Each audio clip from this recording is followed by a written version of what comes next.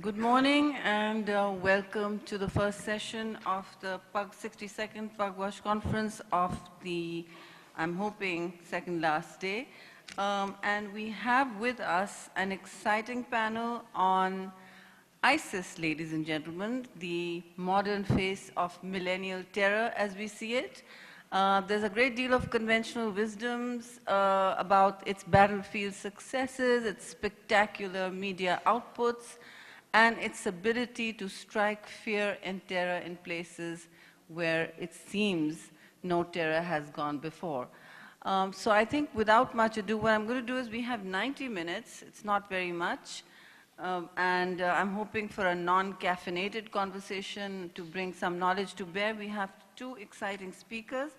And I want to really give Mr. Shahristani and our speaker, Azay Guliyev, some time to make their presentations, and then we can have an interactive discussion, as is the norm, to build a rich, robust outcome from today's session. So without much ado, I'm going to suggest that we peg this to a little bit of information, obviously knowledge gathering and sharing, and also some reality checks on where a force such as ISIS, on the agenda today it's called ISIS, and thank you so much. I'm from Pakistan, where we prefer to call it Daesh. Why? Because I'll take a leaf from David Cameron's book, one of the very few, please, that it is neither Islamic nor a state. So that is one of the misnomers that I think we are here to bring discussion to, and let's see where this goes. I'm going to not preface too many of my comments, but bring in way in later. I would propose we start with Mr. Shahristani, who is a very distinguished and well-known Iraqi politician, having served in different cabinet posts. He's currently Iraq's Minister of Higher Education, and we are deeply honored to have him here. Paolo is signaling, no, that's not the case. Well, you know, Pugwash, we need to update our bios. I hope mine is. But I'm assuming that the rest is correct. From 2002 to 2010, Mr. Shahristani was Iraq's oil minister and would have a unique insight into how Daesh or ISIS's extraction and mineral and oil resources contributed to their, spectacular successes, early battlefield successes. And he served as Deputy Prime Minister from 2010 to 2014. That should serve enough of an introduction to a deeply distinguished career, but I do want to add that Mr. Shahristani was awarded the Roosevelt Freedom from Fear Award 2012. He's also recognized as the architect of Iraq's oil future, and during his time, Iraqi output reached a 20-year high. Before his arrest and imprisonment, which we must recognize him for, Shahristani served as Chief Scientific Advisor to the Iraqi Atomic Energy Commission. And it seems the key reason why Mr. Shahristani was imprisoned was because he refused a personal request from Saddam Hussein to contribute to a military program to produce weapons of mass destruction, those very WMD that were allegedly became the reason for the bombings of Iraq, and some say was a precursor to the creation of groups such as this. With your permission, Mr. Guliyev, may I introduce you when your turn to speak? So without much ado, Mr. Shahristani, the floor is yours, and we look forward to a rich and robust intervention. Thank you, Sherry, for that lengthy introduction. I would like to thank the Pugwash Committee for giving me this privilege to address such a distinguished audience. And I would like to thank the Kazakhstan Ministry of Foreign Affairs for inviting us and hosting us in this beautiful city that has become a meeting place for many parties, sometimes at war, sometimes having differences, to sit together in the city to try to sort out their differences and reach peaceful solutions. And I would like to thank the audience also for giving me the privilege to talk to them. I wish to share with you lessons that we have learned in Iraq in combating terrorism, who overrun large part of the country and committed outrageous crimes against its population. I will discuss the ideological background that has led so many young people in the Muslim world and the Islamic communities elsewhere to be attracted to such terrorist groups, and our collective responsibility to combat terrorism and free the world from it. I will use the word Daesh, as Sherry did, to refer to the entity that calls itself Islamic State in Iraq and the Levant, which is more commonly known as ISIS or ISIL, because calling it Islamic makes us unintentionally fall in the trap that the organization endeavors to divide the world into Muslims and non-Muslims, entrenched against each other. 3 years ago, Daesh overran significant territories in northeastern Syria and northwestern Iraq, totaling about 100,000 square kilometers. They managed to recruit tens of thousands of foreign fighters from as many as 120 countries around the world. Daesh spokesman Abu Muhammad al-Adnani declared then that their caliphate would, quote, remain and expand throughout the Middle East and into Europe, unquote. Over time, Daesh and its allied terrorist groups expanded into areas in Libya, Afghanistan, Nigeria, Somalia, Yemen, the Sahara region, and East Asia. The organization also has sleeping cells in more than 50 countries in the world. It is a potent danger to many societies, and in the last 3 years alone, Daesh, Al-Qaeda, and affiliated groups carried out 45,000 attacks in 25 countries, killing about 117,000 people, 30% of whom were Iraqis, and 16% were Afghans. When Iraq started its campaign to free the country from Daesh a year and a half ago, the terrorist group commanded about 15,000 foreign fighters in Iraq from many countries and almost 20,000 of locals.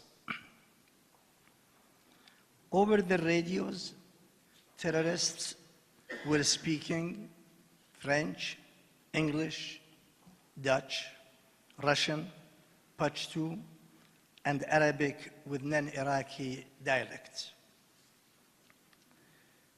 In our combat against Daesh, we already liberated more than 70% of the area they occupied, including major cities of Mosul, Ramadi, Tikrit, and Fallujah, with a total population of more than 4 million. Since liberation of these areas, nearly 2 million people who fled Daesh have returned to their homes. What remains are 3 areas of Tel Afar, Hawija, and northwest of Anbar province. And the battle to free Tel Afar has started last week, and I expect today, or at least during this conference, Iraq will declare Tel Afar totally freed of Daesh. In this campaign, Iraqi armed forces, including the Popular Mobilization, Peshmerga, and tribal volunteers, managed so far to eliminate about 28,000 terrorists. And that's a very significant number just in Iraq, 28,000 terrorists. Almost half of them were killed in the city of Mosul alone. These forces have fought one of the most difficult and intense urban battles since the World War II. Protection of the civilian population was top priority for the Iraqi forces, often at great risks to themselves. And this was the reason why the battle for Mosul took almost 7 months. Where combating forces failed to strictly observe the engagement rules, the Iraqi government announced that it would investigate all allegations. Nevertheless, there has been incidents where local residents whose family members have been executed by Daesh took revenge action against the terrorist families. This is in contrast to what was propagated to the local population, that they will face sectarian killings. In any case, the lessons to be learned is that local police force should be trained and ready to move in to any area immediately after its liberation, even before humanitarian aid arrives.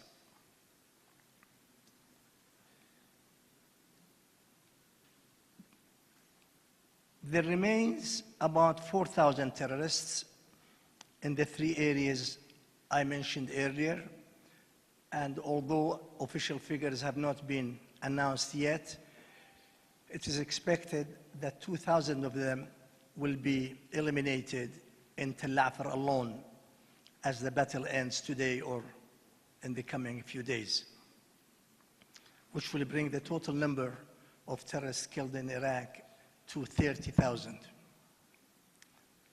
And Iraq is determined to totally free all its territory before the end of this year. To Iraqis, the human costs so far have been about 34,000 civilians and about 11,000 combatants.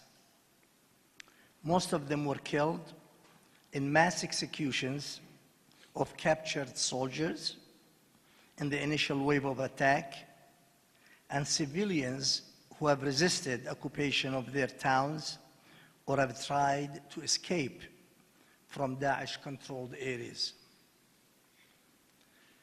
Despite these great losses, Iraqis would not stop fighting Daesh till every square meter of their homeland is freed.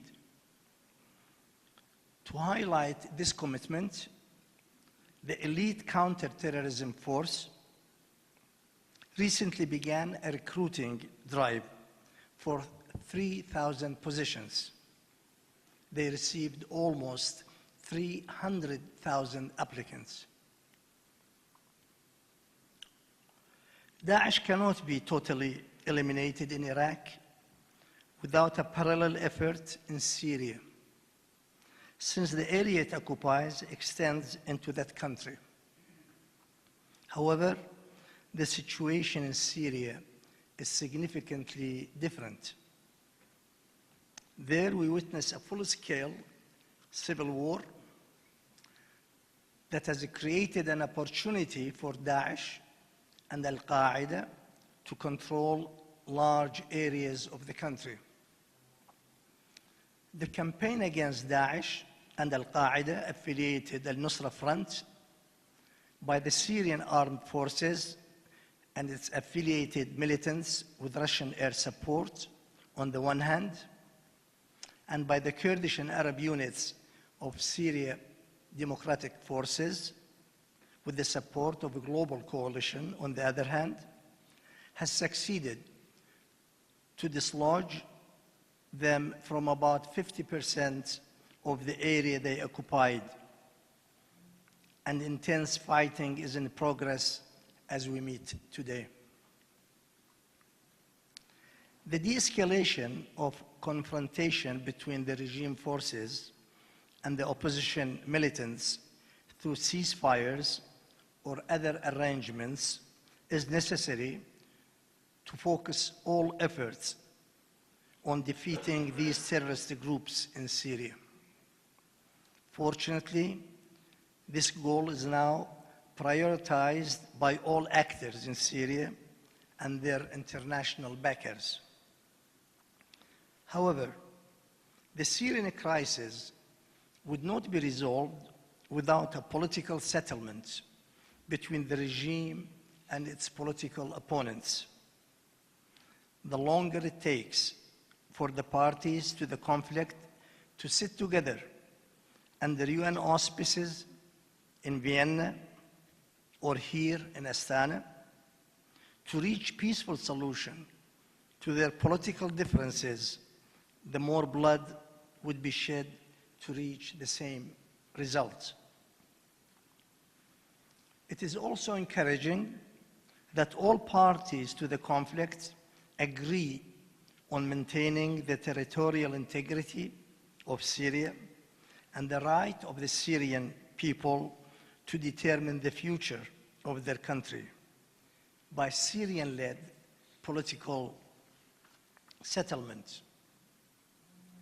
Outside actors should encourage all parties to meet, discuss, and agree on a roadmap for peaceful settlement rather than arming them to prolong the civil war. The defeat of Daesh and associated groups is in sight, but the military defeat by itself is not enough to eliminate the danger these terrorists pose to humanity at large. The decisive battle against them is ideological, and the responsibility primarily lies on the Muslim world and the Muslim communities in the rest of the world. Allow me to elaborate this point. The ideology adhered to by Daesh, Al-Qaeda, Taliban, and all Salafi militants is extreme interpretation of Islam that was advocated by Ibn Abdul Wahhab in Arabian Peninsula in the mid-18th century,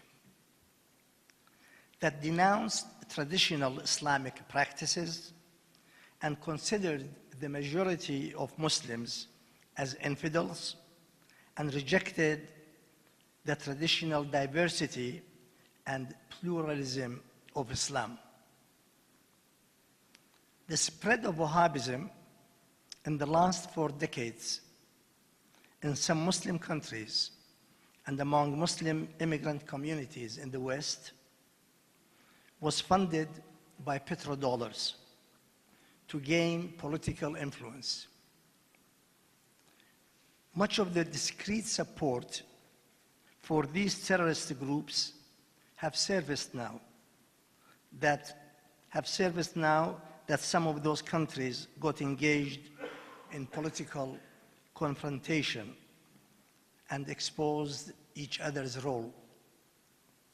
On the bright side, this is an opportunity for all to reconsider their plans to use terrorist groups to achieve political gains, and to realize that these groups pose as much danger to their own security and stability as to others.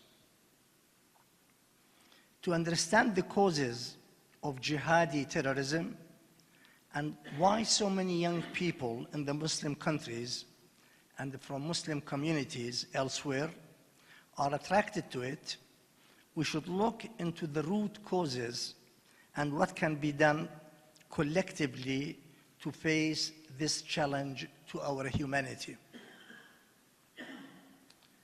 There is a combination of various factors that give rise to radicalism, violence, or terrorism among the youth in particular. These include political, economic, and social grievances and teaching extremism in the name of religion. Political exclusion, perceived injustice, unfair distribution of national wealth, and lack of social cohesion collectively build high levels of resentment in marginalized populations, especially among the deprived youth and the unemployed poor.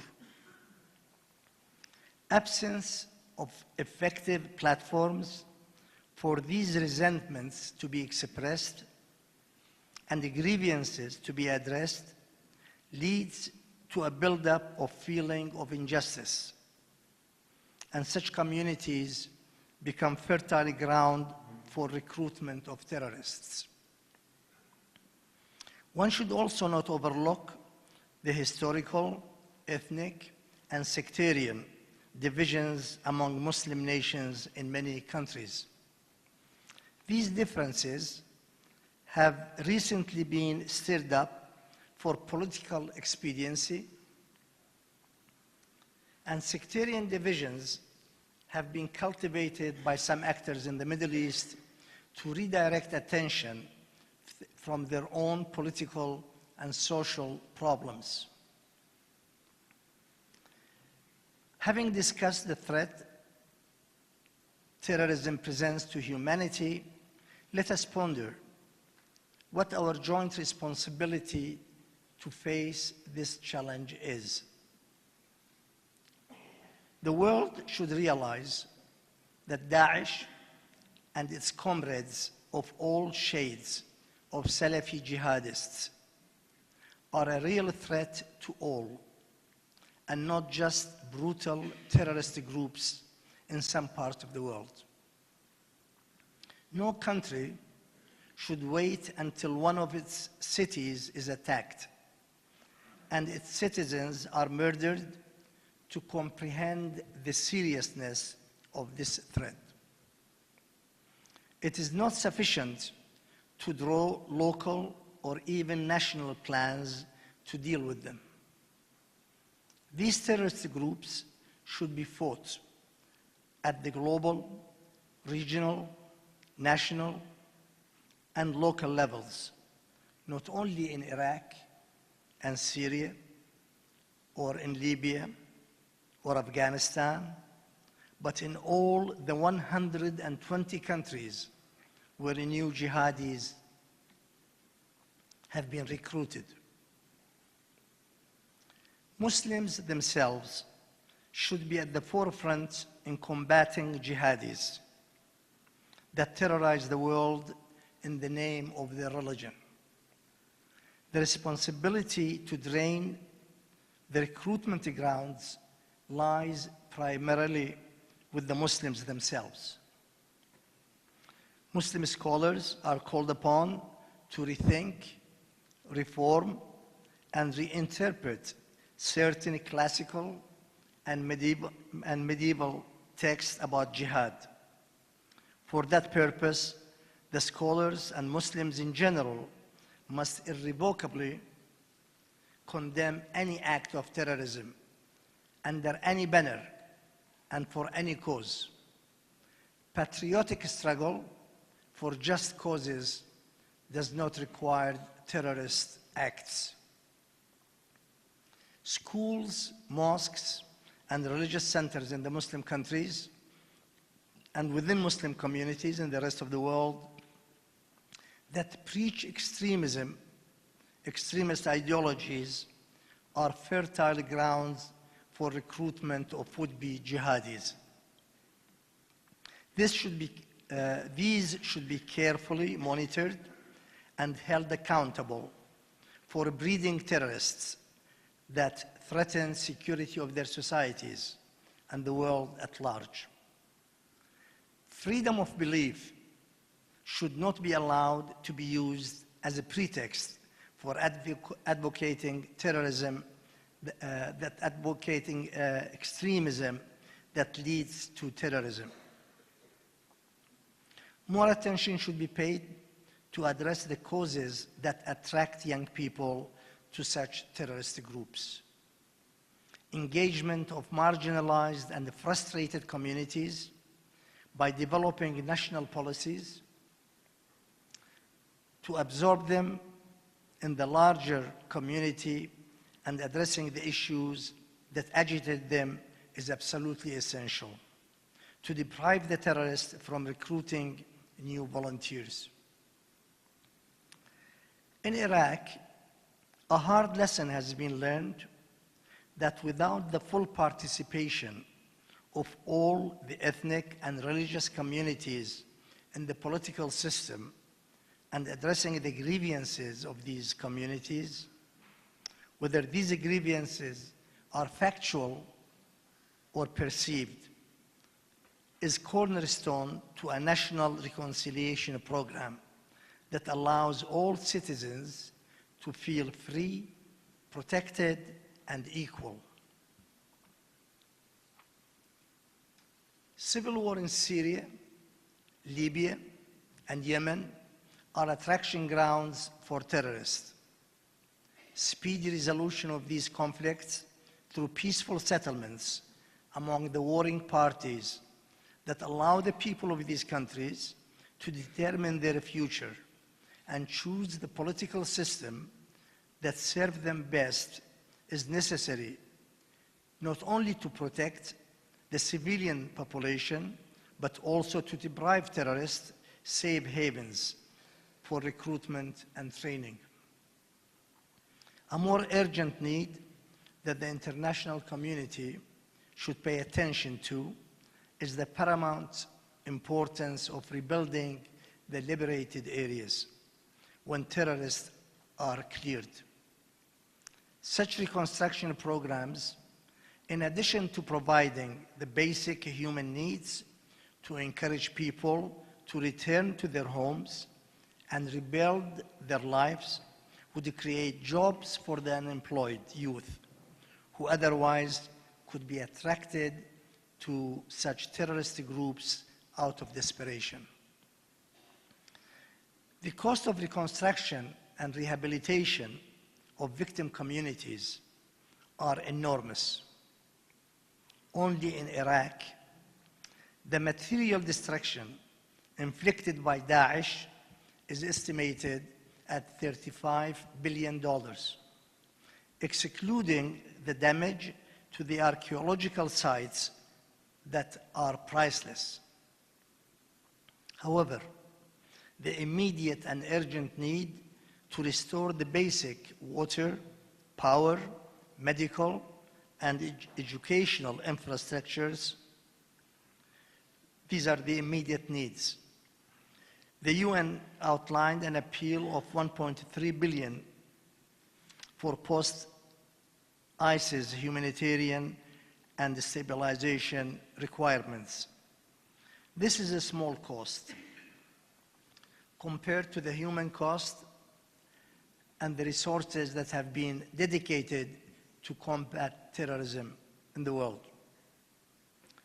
To conclude, I would like to emphasize that terrorism has become a major threat to the security and order in the 21st century, and it demands a more collective response. No state on its own can deal with transnational terrorism.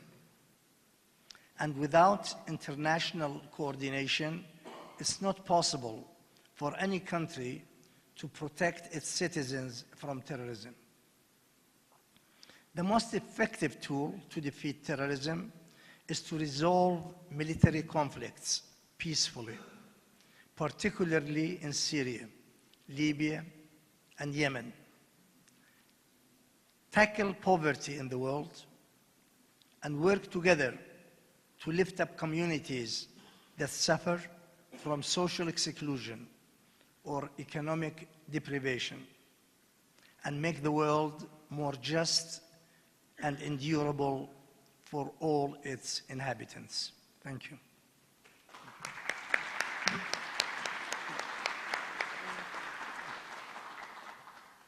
That was a series, thank you, Mr. Shahristani, for a series of wide-ranging and thought-provoking recommendations at the end, building an inclusive, just world in a global village that is no longer able to contain conflict, disease, epidemics, cyber terrorism. All of these modern epidemics challenges don't really recognize borders. And it's ironic that as we go forward towards growing challenges, states become more and more inward-looking, and there is, of course, the rise of populism and nationalism all over the world. It's important to address that.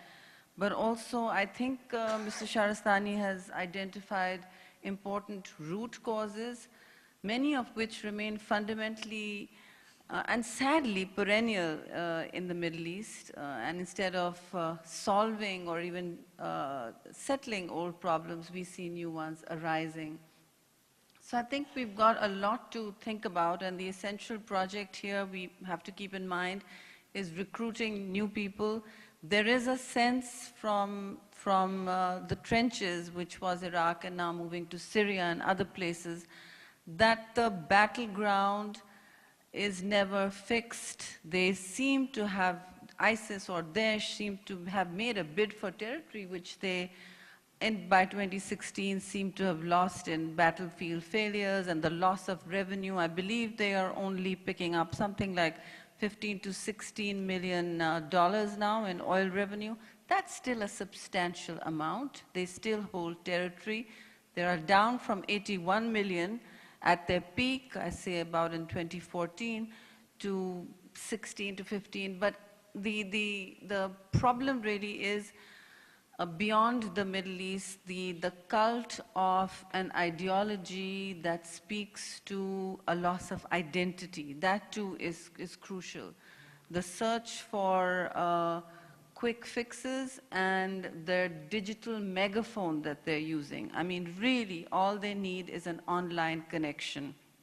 And I think we should pay some attention to the fact that ISIS or Daesh is one of the few entities anywhere in the world that puts out an average of 38 media packages a day, online, on television, videos, social media.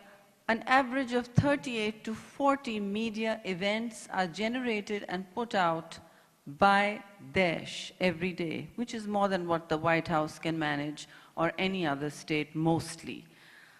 Any one entity. There's a glut of information to sort through in the media, but the drive to recruitment is an appeal to the black and the white, the polarizing, the seductive appeal of taking an extremist position and then holding firm to the black and white is really what their magazine also consistently extols. In fact, it condemns. One of their issues, I remember a year ago reading in great fascination, was about condemning the rise of the gray. The gray, which really I think is shorthand for nuance or settlement or middle ground, is what they walk away from. And you will hear, I mean, if we are not tone deaf, all we hear from everywhere is political settlement, from Afghanistan to Africa, to North Africa, to the Middle East. All we hear about is the need,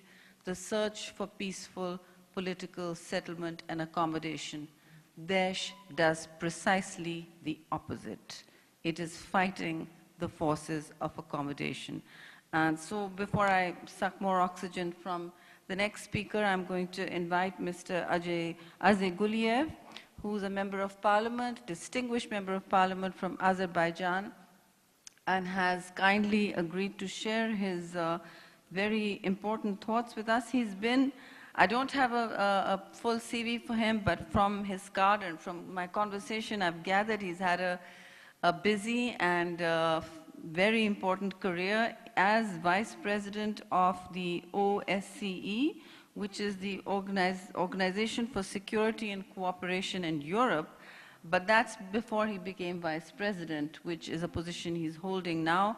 And I'd be very interested to hear with his perch on eye on Europe, what the response because, in Europe is, because now obviously Daesh's big successes are, the battleground has shifted from caliphate, from erstwhile caliphate, it is seeking to make big news in Europe, where the advance of nationalism is also another headline. But also recently it has struck quietly in parts of Russia which are not holding back, where the debate on migrations is not huge. So I think we need to open our thought up to that arena as well. 1 out of 7 persons in the world is a migrant. And I think these are global trends that we need to pay attention to. What happens to the lost children in the camps? There is over 1 million children even in the Syrian camps. So what happens to those lost generations from Afghan to Syria? All refugee camps breed isolation and very often extremism. You can understand why they don't breed compassion. I mean, there are structural reasons. So I think we need to look into all those. And to unbundle some more of that, I'm going to ask Mr. Guliyev to please start. And thank you very much. Thank you very much, Madam Chair. Dear ladies and gentlemen, dear colleagues, first of all, I'd like to thank the organizers of this important event, particularly the Pugwash Conference on Science and World Affairs, and also the Kazakhstan Parliament for excellent organization and, of course, hospitality shown to all of us. It is my privilege and honor to address this plenary session and share some of my views and comments as Vice President of the OSCE Parliamentary Assembly on such global issues as international terrorism. Each year, a wide range of important issues is discussed on the Pugwash conferences.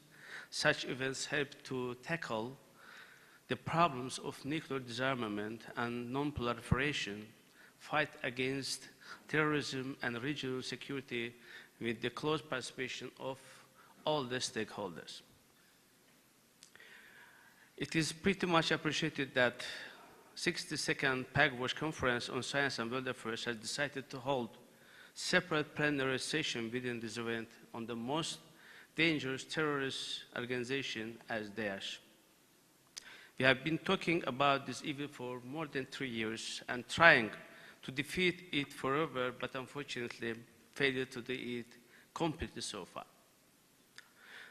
Dear distinguished participants, I will try to group some issues and touch upon 5 main problems that has been a subject for many years of discussions by many international organizations.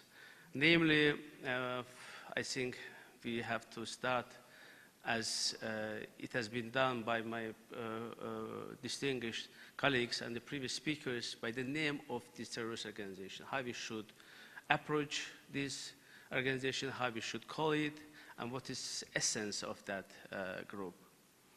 And of course, second point should be about the efficiency of the fight or combating against this terrorist organization. How these efforts are efficient and what is the results we achieved so far. And of course, the third one could be about the resources, financial resources particularly, of such a group and the support given by different forces and the other thing that we should really put into the agenda. And third one might be about the attraction and the ideological basis, so-called, for those who's being a subject of recruiting to that terrorist organization, and how we as a society should fight against that, and to be able not to let them to distribute their ideology and to destroy the life of the people. And last point could be about the united efforts of the world community. How the world community, particularly main global powers, are taking care of efficient fighting, and how they are really being united or getting united over that issue. And of course, last point I'd like to dedicate to the decisions made by OSCE Parliamentary Assembly recently to combat the terrorism, and also, of course, to create some institutional background for that. So I will start to from the name of organization. I fully agree with Madam Senator, with you, and Mr. Al-Shahristani, that the name is not ISIS, neither ISIS or Islamic State. As you know, it makes confuse among the people when you say that this is Islamic State, which doesn't have anything with Islam in general. Unfortunately, for many years, some of the governments, also some of the international media, have been using the name which is not appropriate to the essence of that organization. Of course, they proclaimed as a group itself a worldwide caliphate, and they begin referring to itself as Islamic State in 2014. As a caliphate, it claims religious, political, and military authority over all Muslim world. But in fact, we all know that this group is just a terrorist organization which has nothing to do, as I said already, with Islam. This so-called Islamic State committed most of its worst and massive attacks in different parts of the world, including Muslim-dominated countries. I do believe that we should not use neither, as I said, ISIS nor Islamic State to describe the essence of this terrorist group.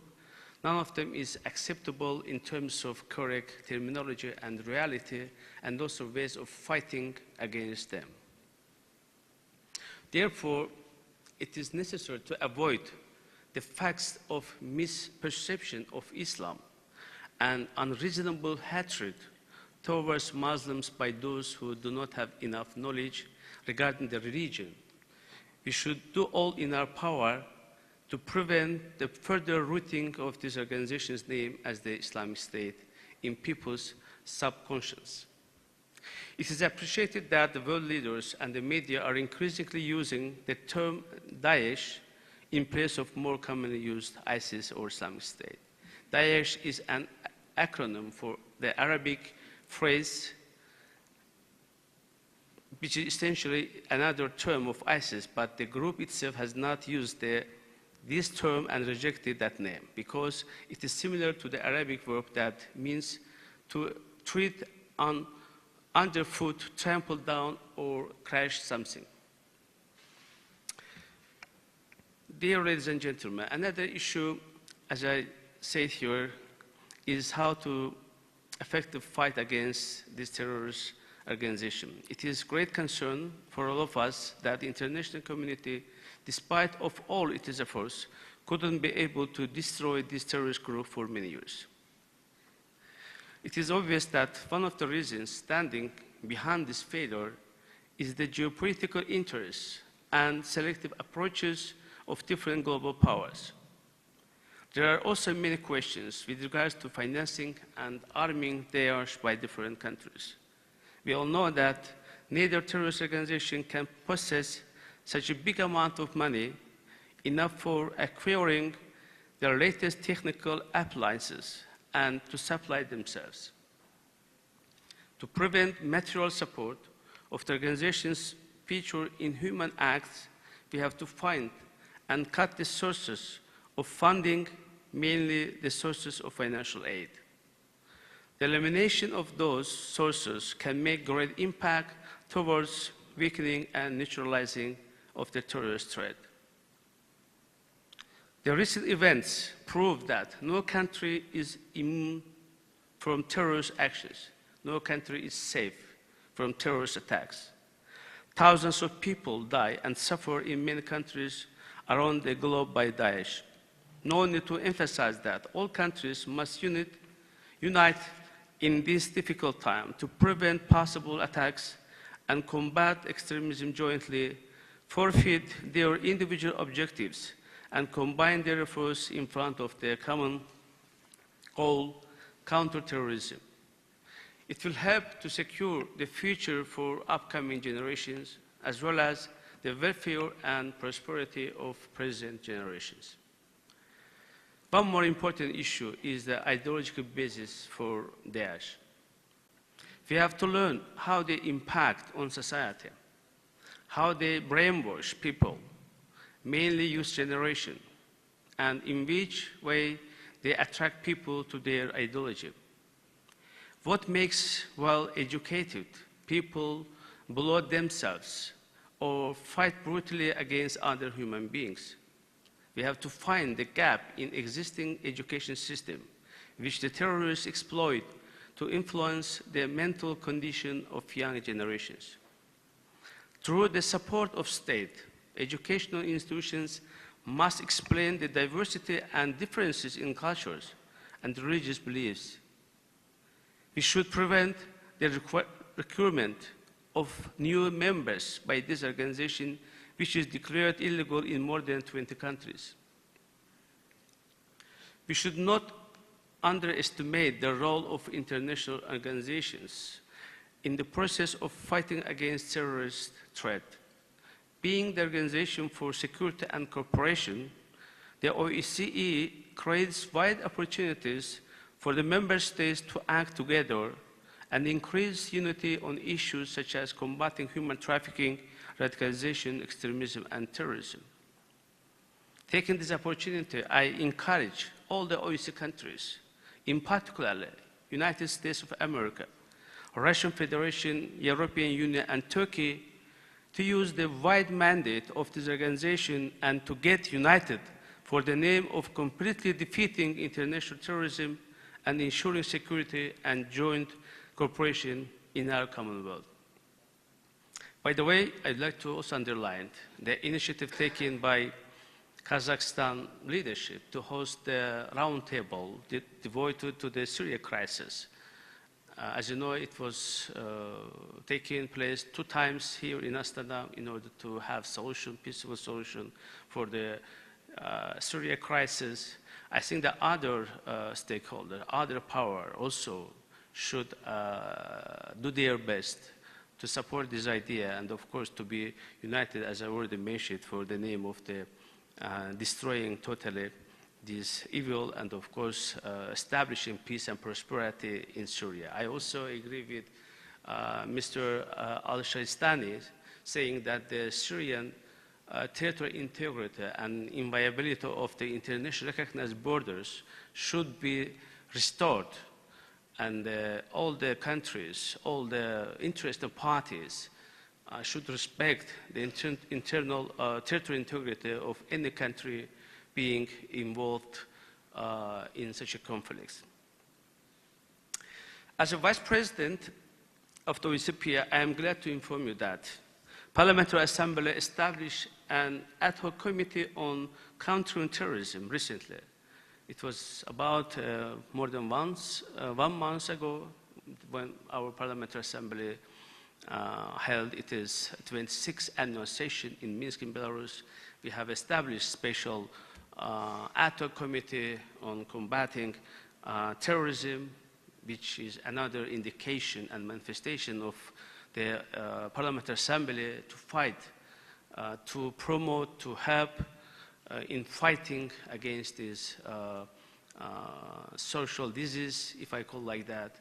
And of course, I'm very proud that our members doing their best. And also, I would like to name my friend and Secretary General Roberto Mantello. He's attending our conference. He did his effort to establish this committee, despite the fact that there was some disagreement or misunderstanding or disputes, but finally we really joined our common efforts, and we were able to establish a committee which is very important, which has the many different actors, including different, let's say, global powers, starting from United States, finishing by Russian Federation and the others. Using this opportunity, of course, I'd like to ask other members of the OSCE to actively take part in this initiative. According to its mandate, this committee will work to raise to the new level of OSCE's efforts in the field of counterterrorism actions with a special emphasis on cross-dimensional issues. It is aimed to promote interparliamentary dialogue and exchange of best practices, as well as enhancing the role of the OSCE to develop effective counterterrorism responses in full compliance with principles of human rights. The committee created within the OSCE has all the opportunities to become a platform working to realize these goals. We invite, as I did already, all members to actively take part in this initiative. With this in mind, I strongly believe that international organizations should intensify their efforts to promote human rights, ideas of peace, and joint actions to combat terrorism. Dear ladies and gentlemen, I wish you fruitful and productive discussions. Thank you very much.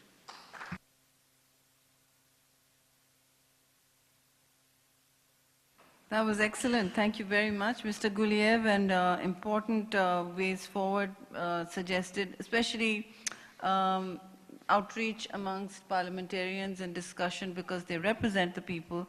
And I think the way forward also is to plow through these kind of meetings in the Muslim and Arab world, where leadership and resistance must also arise from. I wonder intellectually, and I would be intellectually dishonest if I didn't say that part of Daesh it may have degraded its forces in the Middle East after the big battle for Mosul. How difficult will it be to keep Mosul? I mean, that's one issue. And Raqqa used to be the ground zero for all such terrorists. They have found purchase in other parts of the world, 40,000 in North Africa. We have no numbers for the settlements they've made in Nangarhar province, which is on the border of Afghanistan and Pakistan. The emir of Daesh, the fighters are Central Asian, Syrian, others, but diverse global origin, at least in the Afghan sanctuary or pocket. And I don't like to use the word sanctuary because it indicates active sanctuary. I'm assuming that's not what Afghanistan wants to do, nor does anybody else. But yes, I'm coming to you. I just want to say that there is, the emir is of Pakistani origin, so it obviously has a vision for a long-term engagement with Pakistan, which is really not what is wanted. We are in and we are still talking in global forums, other than a few thoughtful ones such as Pugwash, of battleground successes and failures, military successes and failures. Daesh's first frontline was military. It has been more successful in morphing into a phase 2 of its global relevance campaign by becoming, by using the online battleground. Its battleground is mindsets, extremist ideologies, and its tool is the new weapon of the 21st century. It is what we use and have in our handbags and pockets every day, the smartphone. Our children, the 30-somethings, are using the smartphone as a part of their extended communication identity. It is not televisions anymore. It is not even iPads anymore. This is their ideology and their encroachment on the cognitive process is happening every day aggressively, making recruits, and if not making recruits, but if not so, they've had a success if they've polarized the world. They've had a success if they have conflated Muslim with terrorist, white with supremacist. That's their success for the day. They would be winning brownie battlefield points and be promoted in their military ranks. That's how they work. They've made the transition to what is the currency of the 21st century, the borderless battle for minds and hearts, which we find very hard as states and people who are from Westphalian notions of sovereignty to grapple with. We're still looking for military solutions in Afghanistan, military solutions. The military must be there. The ability to butcher must be completely degraded. But the next phase, we all seem to walk away, and I hold all of ourselves responsible. So thank you for listening. I have the gentleman in the third row. Would a mic be please made available? Would you introduce yourself and keep it brief? Thank you.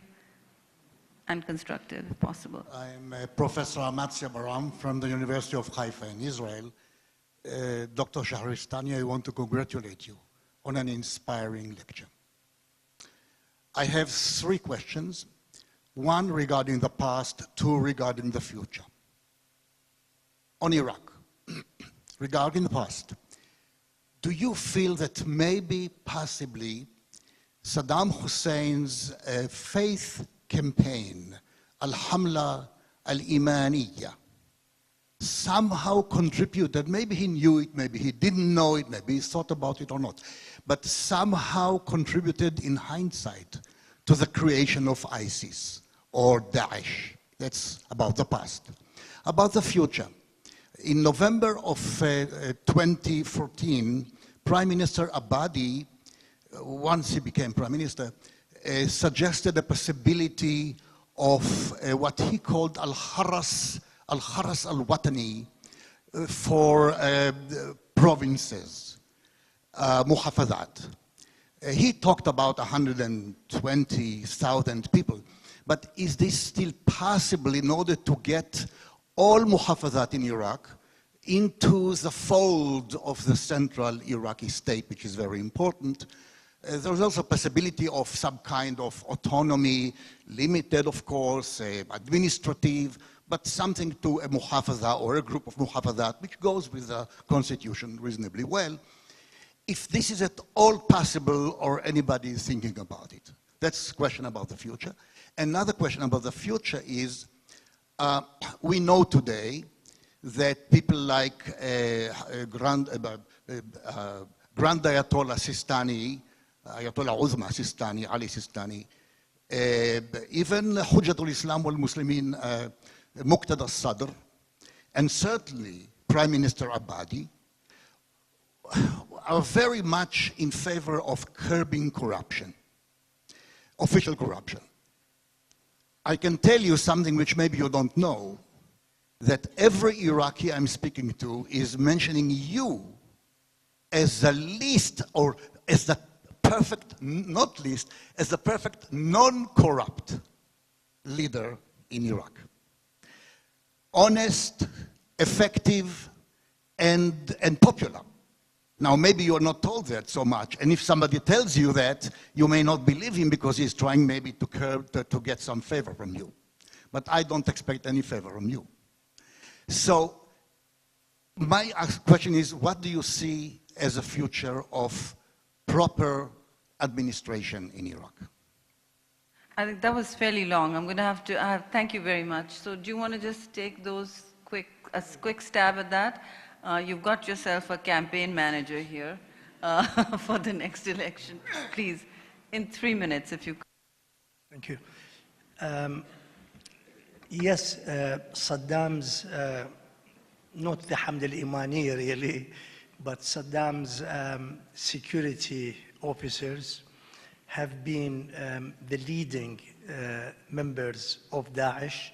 As a matter of fact, after Abu Bakr al-Baghdadi, who declared himself the caliph, there were 11 people initially who were the top commanders of Daesh. 6 of those were actually members of Saddam's elite forces. So it was really Saddam's security and guards who have formed and led Daesh initially. And the 20,000 people who have joined Daesh in Iraq, as I mentioned in my presentation, in addition to the 15,000 that came into Iraq from other countries, all those were ex-Baathists in Iraq. What we have really developed in Iraq now is what is called the popular mobilization that has been very effective in fighting Daesh. These are young men who have volunteered to join the Iraqi forces under the auspices of the government. And they have really done a very great job in fighting Daesh. This is a lesson that we think has been very successful in Iraq, really to involve the young people who feel that their religion has been hijacked by Daesh, to fight Daesh back, again in the name of Islam. Said, this is what you are telling is not Islam. And this has been the case in Iraq. And they come from all over the country, from every single tribe in the country, from every single town and city and province in the country. I agree with you. As a matter of fact, I've been known to say the danger of corruption in Iraq is much more serious than Daesh. Daesh is a visible enemy. You can identify, you can mobilize your resources, as we did, and you can fight and you can defeat. But corruption has been extremely serious in making people lose faith in their state and their future and so on. And unless Iraq and any other country in the third world can really succeed in combating corruption, I think there will always be a ground for recruitment of new young people who are disillusioned, who are frustrated because of the way their state and society is run, to be recruited into extremist groups again. Not necessarily Daesh, but these can breed other organizations. I'm sorry, taking more than 3 minutes. Thank you very much. That was quite impossible. I have there's Paolo right next to you. Paolo, quick. Then I've got 4 more people. Fast, of course. 2 points. One point is about the distinction I think should be made between ISIS, Daesh, and other, so to say, radical groups. They are not in the same basket. For instance, the Taliban are totally different from Daesh. And in fact, they even were fighting among themselves. So, and then you have the extremist group are part of the region, extended region, and should be considered as a political actor. Maybe you disagree with them, but the point is that Hamas, the Ikhwan Muslimin, are not certainly affiliated or similar to Daesh. The second point, which I would like to ask your opinion, is that when you consider the situation in Afghanistan, the Caliphate of Khorasan, which is essentially the ISIS, Daesh, you get the impression that there is an ideological similarity between Daesh of Iraq, Syria, and the Caliphate of Khorasan, but there is not necessarily an organizational structure that connects the two. So in this sense, Daesh is more, so to say, a way of thinking as opposed to a movement which is structurally organized. Thank you, Paolo, for those trenchant observations. ISIS, Khorasan, Daesh, all of them. Daesh offers a brand name also, which other affiliated groups who want to become famous or infamous for terror. Gentleman in the 4th row in the white shirt, please. No, he raised his hand first. Yeah, right there. Thank you. Please identify yourself. Thank you. From Rome, Italy. Many years ago, I made a research on political violence in Italy. The net result is that political violence was completely uncorrelated with the social economic situation of the country. No person involved in the Italian terrorism was frustrated, emarginated, or something like that. They came out from the well-adjusted middle class or working class. If you look at the people who do similar action now in the West, and I don't talk about the Far East, the Middle East, because I don't know the situation, I think the similar situation. I mean, political violence is uncorrelated with the social, economic, frustrated situation of the people, of the actors, of the people who really act on it. So why it is very noble and just to solve social problems, in my opinion, this has nothing to do with fighting terrorism. So that, I mean, is my impression, but I would like to hear your opinion. The second, I mean, the source of this type of Islam has been correlated with Wahhabism. Now, the little I know about the Islamic world is that Wahhabism is the official religion of Saudi Arabia. And Saudi Arabia is our friend and ally. And how do we distinguish good Wahhabis from the bad Wahhabis? Can you explain to a non-expert this distinction? Thank you. Should I give this to you? Would you like, which one of you would like? Which one of you? I think he's asking, the last question was, how do you separate good Wahhabi from bad Wahhabi? That's a question Paolo has struggled with a lot and continues to: good Taliban, bad Taliban. And what do you do, quickly adding on, with the 25 million Sunnis between Baghdad and Damascus? I mean, this did start as some process of Sunni de-Baathification and alienation. So what do you do with that? Thank you. Thank you very much. Yes, of course, the social problems has a certain impact on all these issues, and making the people much more vulnerable and being a subject of the terrorist organization in somehow. There is no doubt that the social welfare and the social solidarity must be promoted and must be supported by governments, and they must be provided. And on the other hand, of course, it is not the only reason, as you said, but there are another reason. We can count many of them, but I would like to just emphasize two others. One is the education, which is the more important thing for society. When those people, those ideology found some gaps, and they tried to fill out that gaps. So this is the main point and the challenging issue for all the parliamentarians, for the governments to take care of that. And also, of course, the last point is about the misunderstanding or misinterpretation, misperception of different religions, and also being a little bit, not enough aware or informed about the essence of the different religions. And when we are talking about the coexistence or the intercultural dialogue, we exactly mean how the society should coexist together, and how should tolerate each other, how should respect to each other. This is maybe one of the reasons, along with other issues that we underline, of course, but the social problem is one of the main issues or main subjects of those who are trying to interpret and to have some influence on the society. Of ungoverned spaces, also quickly, Mr. Shahristani wanted to intercede. Yeah. I agree with Paolo totally that a lot of these terrorist groups in the world are not organizationally connected.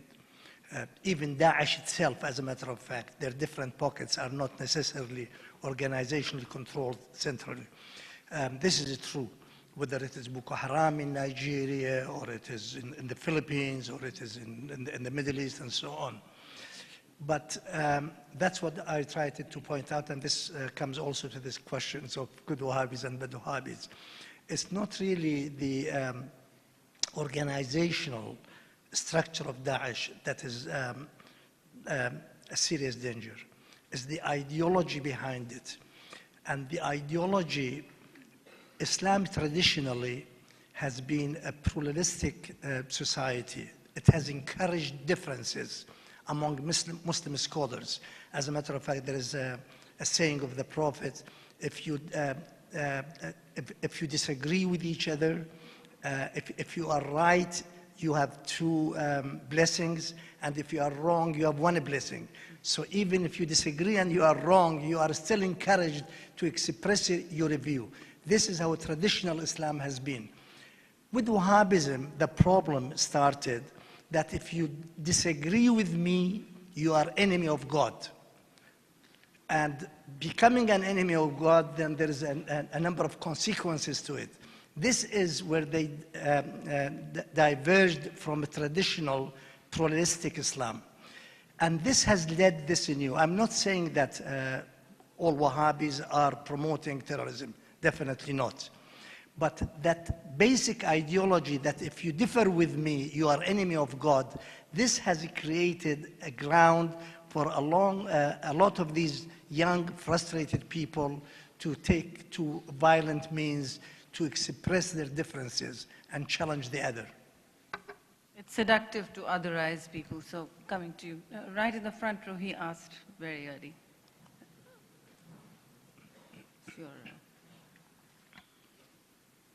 Thank you. First of all, I wanted to thank Paolo for putting this panel together, and thank you very much for the presentation of the panelists and your interventions, Sherry. Three questions. One for Professor or Minister Al-Shahristani. The referendum, if it takes place of the Kurdish area of Iraq, what will be its impact on the campaign now to liberate Iraqi territory from Daesh? The second, on the relations between the regular Iraqi army, the Iran special forces that are helping, and the local population of the liberated region. What's the relations once the regions are liberated? And to Sherry, I think you've caught the real center, but it was mentioned also now. We have a globalized world, but we're still not managing to globalize our message, while the terrorists are very keen and very clever in using the new technologies. And you said that now the center is the capitals of Europe, where there is a population which is in disarray, is marginalized, and the terrorists are managing to address them. How do we change the set of values? How do we address those marginalized populations? This is a question for all of you. And just on the OSCE Parliamentary Assembly, if you just give me, I would like to thank Vice President Guliyev for coming here, for speaking to us. The Parliamentary Assembly has an ad hoc committee on fighting terrorism. It's also to see how parliaments can help. There is a lot of structures that are fighting terrorism. From the parliamentary point of view, we want to see how national parliament can harmonize legislation, exchange of information. So a little contribution for parliamentarians, of course. We're not going to solve the problem ourselves. But thank you. Yeah, the referendum that has been called by Mr. Barzani next month threatens the unity and the territorial integrity of Iraq, but I don't think it will have any impact on the fight against Daesh. As a matter of fact, we expect that the war against Daesh will be over by then, by the time that there will be the referendum. Of course, it can create a new problem for Iraq, and there could be a very serious consequences of that referendum. That's why most world leaders and local leaders have called upon Mr. Barzani to abandon that referendum. But specifically to your question, as would it have any impact on Daesh, I don't believe so. The relationship of the local population in the liberated areas to the forces that have liberated them from whether the Iraqi army or popular mobilization, I think the best person really to comment on that is Mr. Abdul Rehman. He's an MP from Mosul, representing the local population in Mosul where they have been liberated. I don't know if he wants to comment on it or not. But there has been communal tensions among ethnic, religious, sectarian groups in Iraq in the past. Let us not deny that. But as a matter of fact, the war with Daesh has been a very strong unifying force of all Iraqi communities, whether in Mosul or in the south, Muslims, Christians, Turks, Kurds, Turkmens, Arabs, they have all been really united. And where the local Sunni Arab community that have been occupied by Daesh and the suffering that they have gone through, they have really made them to forget all their other minor differences and unite with all the other Iraqis in the war against Daesh. أستاذ عبد الرحمن تريد تعلق شوية على تقبل الناس في منطقة الموصل. I don't know if you... I don't understand Arabic. No. If you want him to comment on... Yes, I'd how the like people that in very Mosul- much, but I have promised the floor to a young lady in the third row who's been asking since the beginning, and then yourself, and then come to you last, if I may. The young lady in the third row, waiting patiently.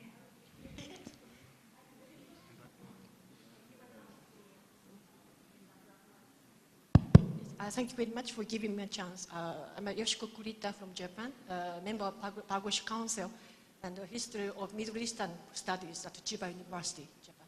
Yes, I have two very quick questions and one comment. First comment is connected with a point raised by Professor Carlo about the name and ideological background of ISIS. And I agree with you totally that ISIS has nothing to do with Islam, or rather it is anti-Islam totally. And in that context, I agree with Professor Carlo that you shouldn't call it Wahhabism.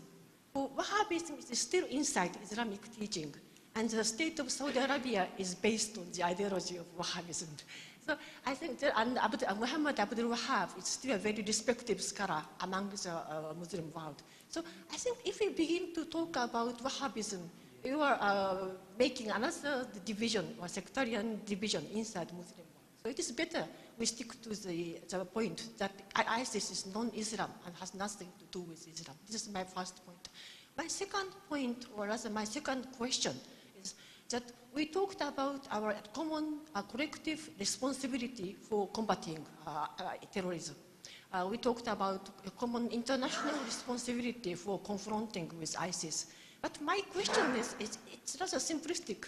It might be a sort of conspiracy theory, but when I talk with my Middle Eastern or Muslim friends, most of them say that we have nothing to do with ISIS. We know that ISIS has nothing to do with Islam. It is totally anti-Islam. So they say, in truth, ISIS is not a Middle Eastern creature. It has been something created by Western intelligence, CIA and Western countries, to make confusion and to destabilize the Middle East from inside. It is that conspiracy theory.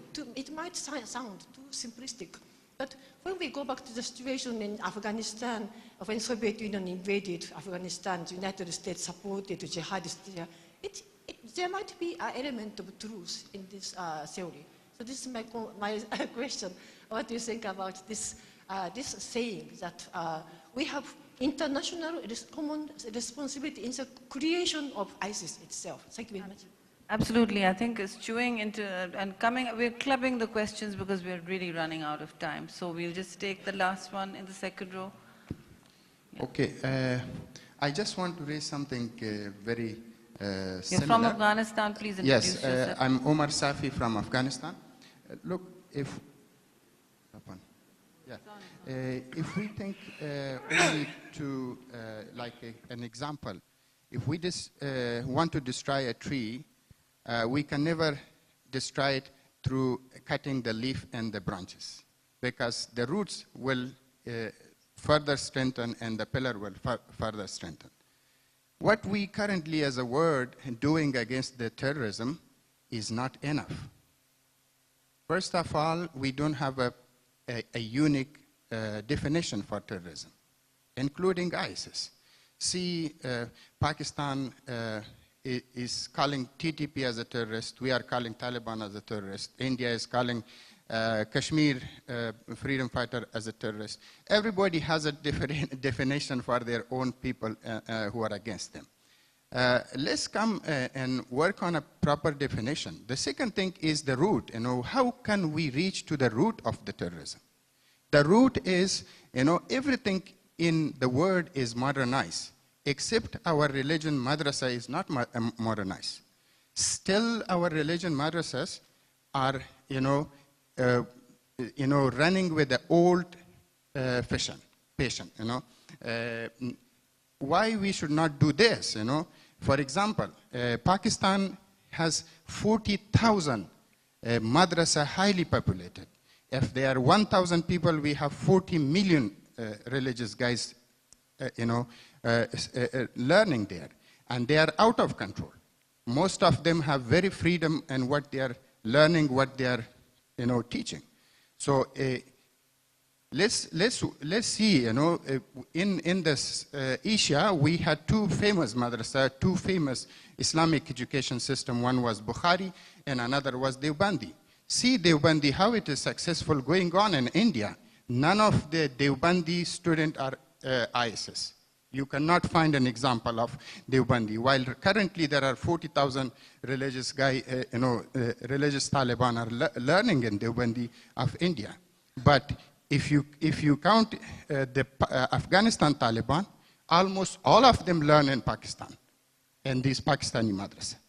And their leader, like Maulana Fazl Rehman and other, they are telling that openly under the Pakistan flag that jihad in Afghanistan is, allowed. People who do jihad, we are ready to give our daughters as a marriage to them.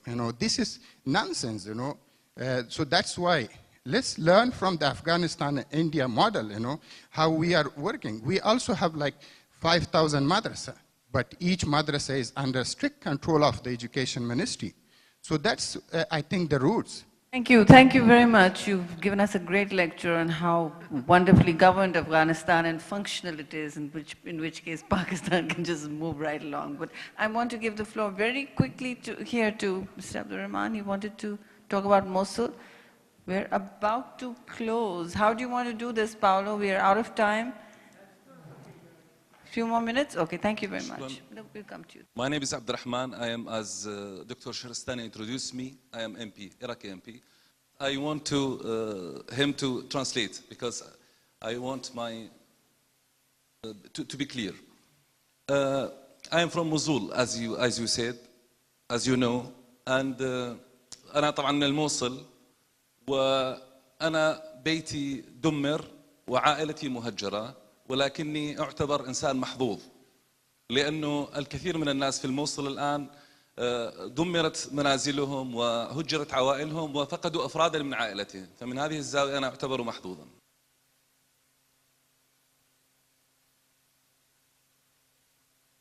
Astani, would you translate, please? Okay. Thank you.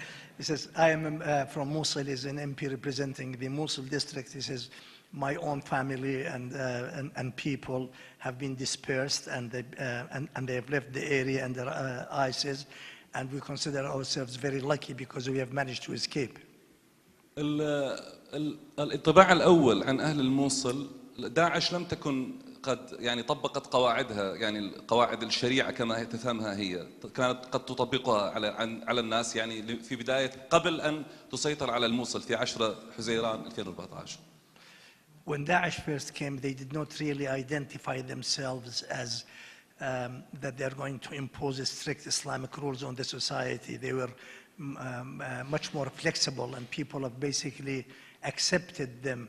But then they realized that these are people who are there to impose their own religious views on the community.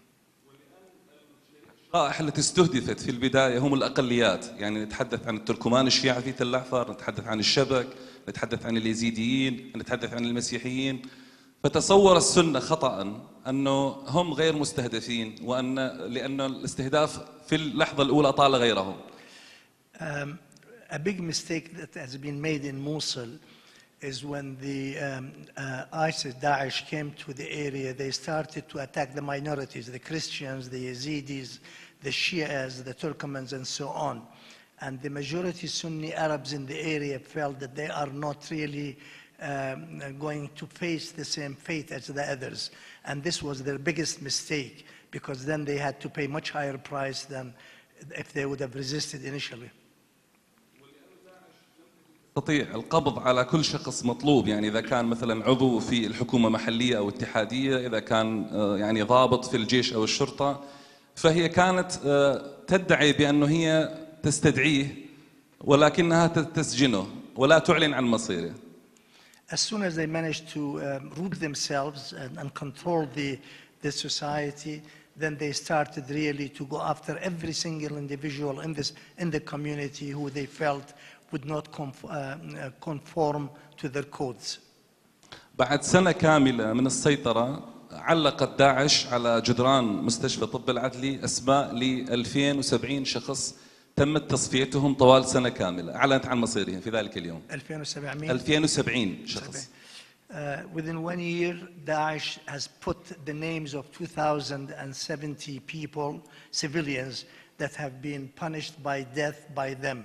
This is their official figures, and they put all the names at the gate of the main hospital for people to know that anybody who disobeys the rules is going to meet this fate. حينها فقط أدرك يعني أهل الموصل من السنة الذين كانوا قد بقوا، طبعا هؤلاء 2070 كلهم كانوا من السنة، الأقليات في اللحظة الأولى اللي قتل والذي هجر. These 2,070 people were all Sunni Arabs. I'm not mentioning the Christians, the Shias, the Yazidis, and so on, who have been killed in much larger numbers. These are the official names of the Sunni Arabs that have been killed by Daesh in Mosul alone. أنا سوف أطيل إذا تحدثت أكثر، لكن أريد أن أذكر ملاحظة واحدة.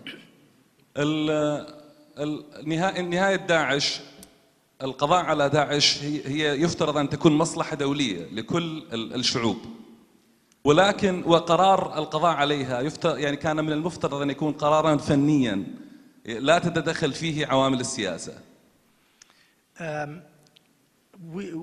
I believe that fighting Daesh is an international responsibility of all countries, regardless of the political differences between the different countries. And people should look at the example of what happened in Mosul and learn.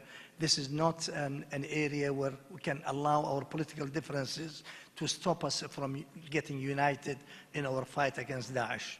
لكن مع الأسف في معركة الموصل كانت قرارات الأجندات السياسية حاضرة، وكان القرار الأمني دائما يتأثر بالقرار السياسي، وهذه المسألة نتمنى أن أنتم تنقلوها من خلال هذا المنبر لشعوبكم. رأينا اعتراض بعض الدول على تحرير بعض المدن، رأينا الاعتراض على مشاركة بعض يعني فصائل القوى الأمنية.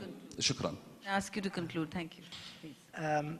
In Mosul, the suffering went on more than necessary because there has been political differences among international actors as how the area should be liberated.